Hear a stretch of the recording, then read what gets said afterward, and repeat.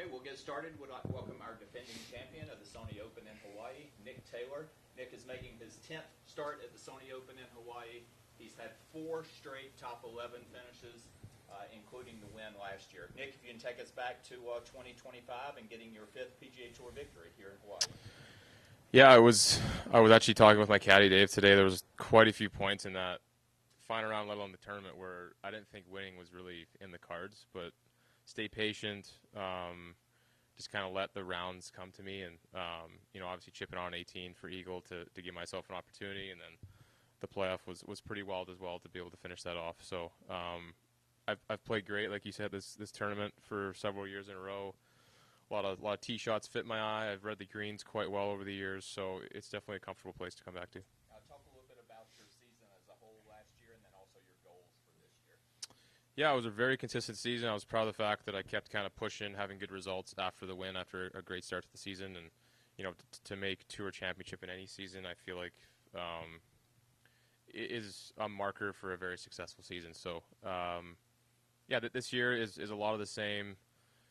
For me, a lot of my goals in the last handful of years has been process goals of trying to get me to be the best that I can be. But it's a President's Cup year, so definitely something that I'll be either asked about or think about enough that it's important, but so far away that it's not really a huge focus currently. But I have all the majors this year as well, and try to improve on some results in those as well. So a big year ahead. And before questions, this is, as I mentioned, your 5th PGA Tour win here last year. What is the key to defending a title? You've had some experience, so just talk a little bit about that. Yeah, I've a couple years, for example, in Canada, it was a different golf course, so that made it different when you defend. But the last 2 that I've done at Waste Management here, same golf course, so obviously I've good vibes coming back, golf courses that I feel comfortable at. So it's trying to stay in my own world. There'll be like this media stuff that hypes it up a little bit, but again, if I kind of just stick to my process and again, the golf course I feel very comfortable on, just try to let things take care of themselves. All right. Questions? Yeah, Dave. Welcome back. Thank you. So nothing is apparently set in stone yet, but if this is the last time here, how much will you miss it, and what will you miss about it? Yeah, it'll be a place that I'll miss a lot, not just this tournament, but the state of Hawaii. It's one with Maui being such an awesome event over the years, feeling like such an accomplishment to play there because of other than the last couple of years, if you win, you're playing in that golf tournament. It just felt like it was a great start to the year. So, like you said, nothing set in stone. It'll still be a place that I'm going to visit. I don't know about annually after that. We'll see. My wife, we're going to miss it. But, it'll be a year that I guess we won't take it as much for granted this year with potentially things changing. So on the other side of the coin, from what you've heard about the proposals and blueprints, what are some of the things that you like in the proposals? If more of an off season is something that results in this, I have 2 young kids. That's something that would be very valuable. Again, I know as much as probably everyone in this room. So there's a lot of things I don't quite know, but extending the off season, I think nobody would complain about that necessarily. So that would be something I would definitely take advantage of, spend more time with family and be at home. All right, let's go to Kevin.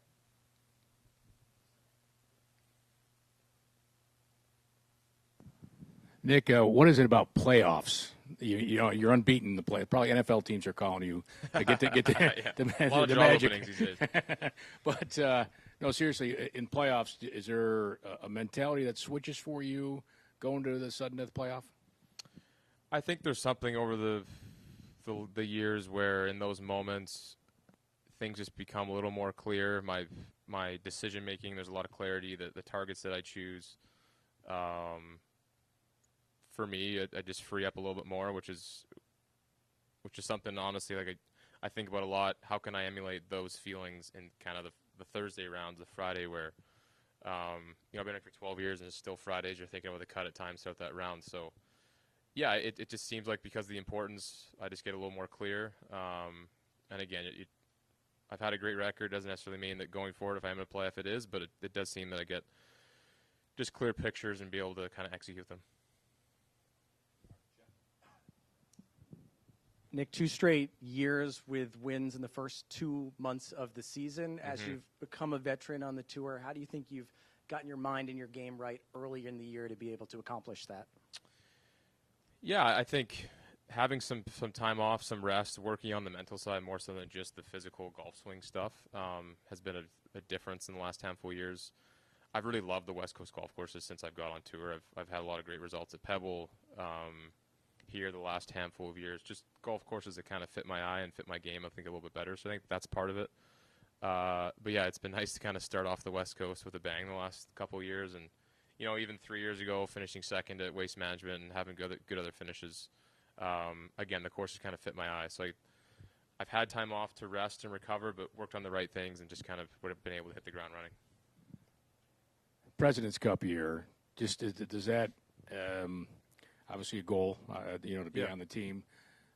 Does that change anything in your approach this season? No, it doesn't. I feel like I learned a lot from a couple years ago where, 4 months out was something that I was we were asked a lot about because of the importance in Canada and we were being the captain, but probably just put too much pressure on myself and was more so getting just overthinking a lot of the things. Results, I got to have this finish to be able to do this. So I'll try to learn from that, and this year, and again, just stick to what I was doing. I think last year, again, doing a great job winning early and sticking to those processes and just having results throughout the entire season. That's kind of my recipe and what I got to try to do this year. Just a quick two-parter. Hawaii, not a bad place to start off the year. How is the course looking and playing this week? And part two to that would be, how have the interactions, either with volunteers or just people out on the course, been different since being the current reigning champ?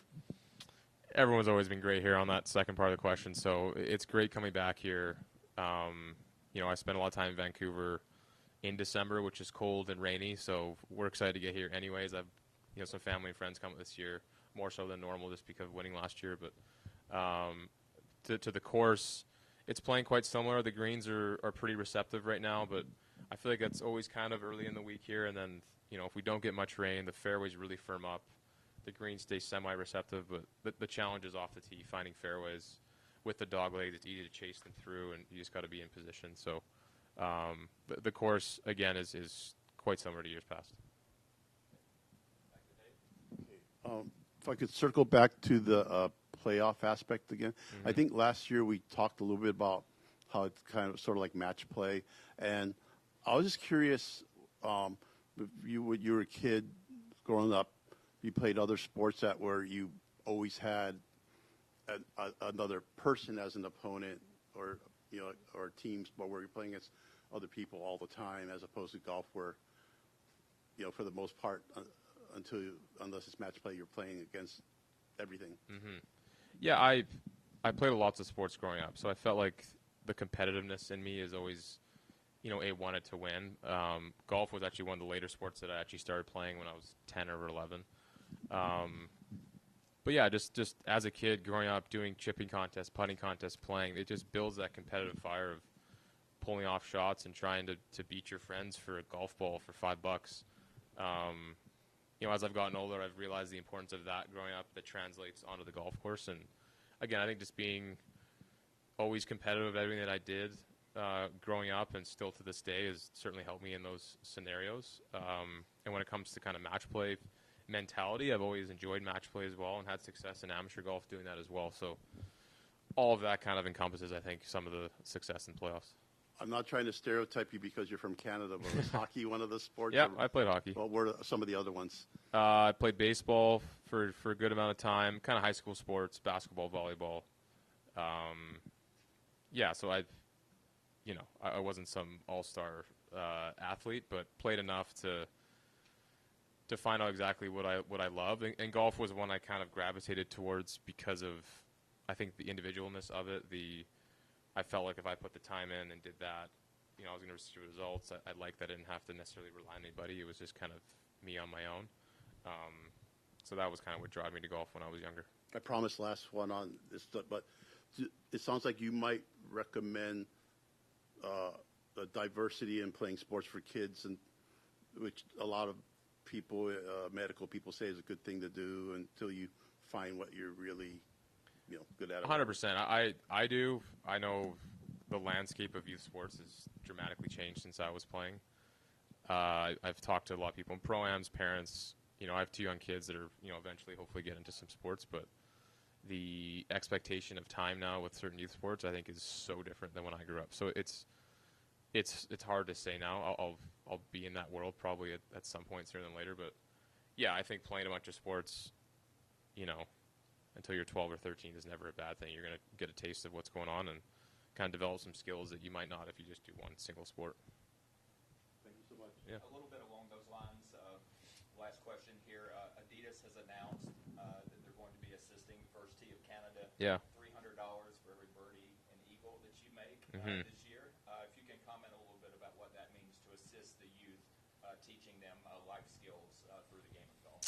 Yeah, it's tremendous. Adidas kind of partnered with us. So with the charity event that I've had this will be our 10th year actually this coming fall, but the First Tee's been a big part of our kind of beneficiary groups that we've done. And last year was named ambassador for Canada for the First Tee. We opened a chapter just in Chilliwack that's close to where I grew up. And so for Adidas to jump on, be able to raise money, hopefully I make a bunch of birdies this year, but is fantastic. So very appreciative of Adidas to do that. And again, just to support kids getting into golf. Part of our charity event is, Jumpstart. We get kids just into sports in general, but obviously golf. I'd love for kids to get into that as well. Teach a lot of great values. So, it's a great thing to kick off this year. All right, good stuff, Nick. We appreciate your time and best of luck this week. Thank you.